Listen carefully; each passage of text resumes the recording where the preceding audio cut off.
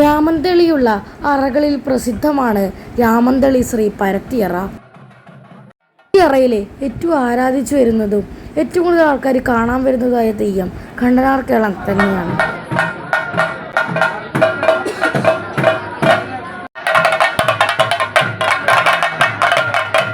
കണ്ടനാർ കേളൻ്റെ അഗ്നിപ്രവേശനവും പുറപ്പാടും നമുക്ക് കാണാം.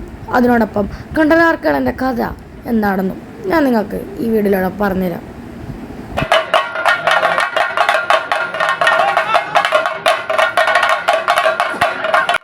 കണ്ടനാർ കേളൻ്റെ കഥ പറയുന്നത് ഇങ്ങനെയാണ്. രാമന്തളിക്കടുത്തുള്ള കുന്നരൂർ പ്രദേശത്ത് ജീവിച്ചിരുന്ന മേലേടത്ത് ചക്കിയമ്മക്ക് വയനാട്ടിൽ തൻ്റേതായ സ്ഥലമുണ്ടായിരുന്നുവത്രേ.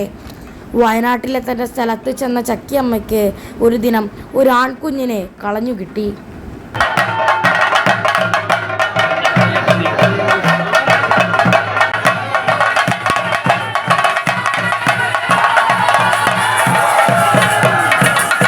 ചക്കിയമ്മ കുഞ്ഞിന് കേളൻ എന്ന പേര് നൽകി അവനെ സ്വന്തം മകനെ പോലെ വളർത്തി തുടങ്ങി. ശക്തിയിലും ബുദ്ധിയിലും കേളന് വിട്ടുവീഴ്ചയില്ലായിരുന്നു. ഇത് ചക്കിയമ്മയിൽ ആനന്ദം സൃഷ്ടിച്ചു.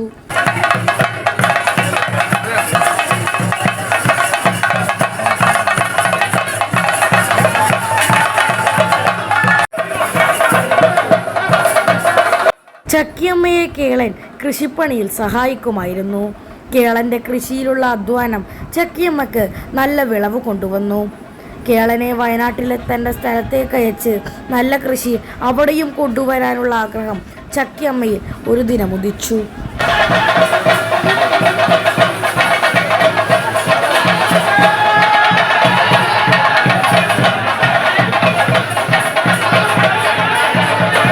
ആ നിമിഷം തന്നെ കേളനെ വിളിച്ച് ചക്കിയമ്മ കാര്യം പറഞ്ഞു. അമ്മയുടെ വാക്ക് തെറ്റിക്കാത്ത കേളൻ വയനാട്ടിലുള്ള സ്ഥലത്തേക്ക് പോകാൻ തീരുമാനമെടുത്തു.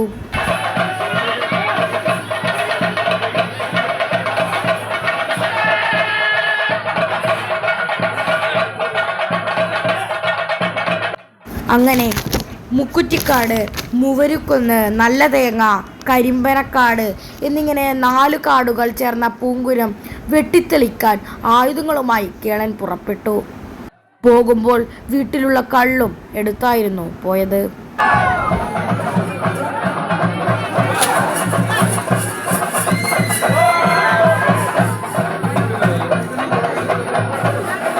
പൂമ്പുരത്തിലെത്തിയ കേളൻ 4 കാടും വെട്ടിത്തെളിച്ചു.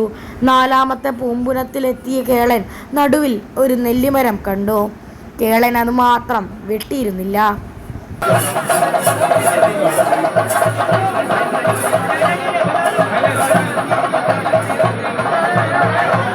തുടർന്ന് പൂമ്പുരം 4ഉം തീടാൻ തുടങ്ങി. 4 ദിക്കിലും തീയിട്ട കേളൻ സാഹസികമായി അതിൽ നിന്ന് പുറത്തു ചാടി. 2 കാട്ടിൽ നിന്നും പുറത്തു ചാടിയ കേളന് അത് രസം തോന്നാൻ തുടങ്ങി.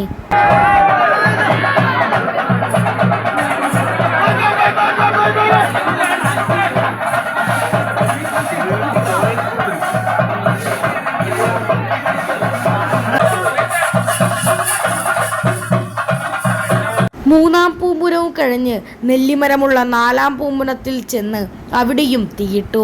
ഈ നിമിഷം അഗ്നിയും വായുവും കോപിച്ചു.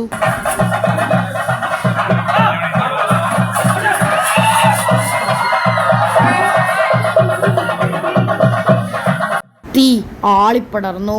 കേളന് ചാടാൻ പറ്റുന്നതിനേക്കാൾ മുകളിൽ. അവസാന രക്ഷ നെല്ലിമരമാണെന്ന് കണ്ട കേളൻ അതിൽ കയറി ചാടിയിരുന്നു.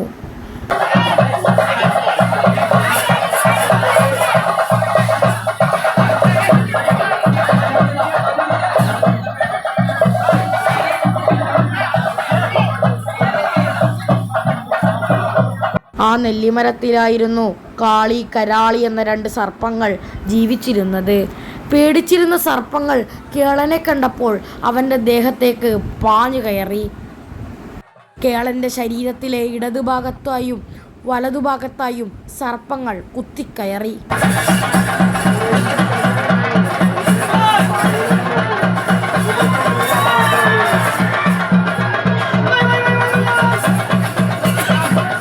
അവസാനമായി കേളൻ അമ്മേ എന്ന് നിലവിളിച്ച് മരത്തിൽ നിന്ന് അഗ്നിയിലേക്ക് വീണു. കേളനെ അഗ്നി വിഴുങ്ങി. അതെ, കേളൻ ചാരമായി തീർന്നിരിക്കുന്നു.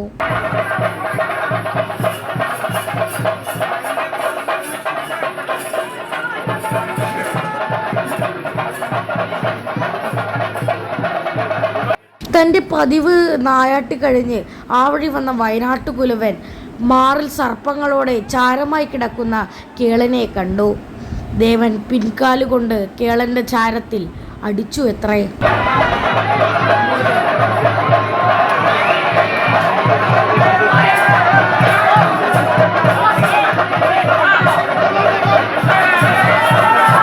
ദേവന്റെ കാല് പിടിച്ച് അത്ഭുതകരമായി കേളൻ എണീച്ചു നിന്നു. ചാരമായി തീർന്ന കേളൻ പുനർജനിച്ചപ്പോൾ അവൻ ദൈവക്കരുവായി. വയനാട്ടുകുലവൻ അവന് അനുഗ്രഹം നൽകി.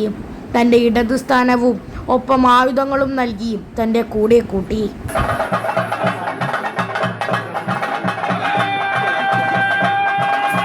അതുകൊണ്ട് തന്നെ തൊണ്ടച്ചനുള്ള മിക്ക കാവുകളിലും കണ്ടനാർ കേളനെയും നമുക്ക് കാണാൻ സാധിക്കും. കണ്ടനാർ കേളനുള്ള എല്ലാ കാവുകളിലും തൊണ്ടച്ചനെ നമുക്ക് കെട്ടിയാടുന്നത് കാണാം.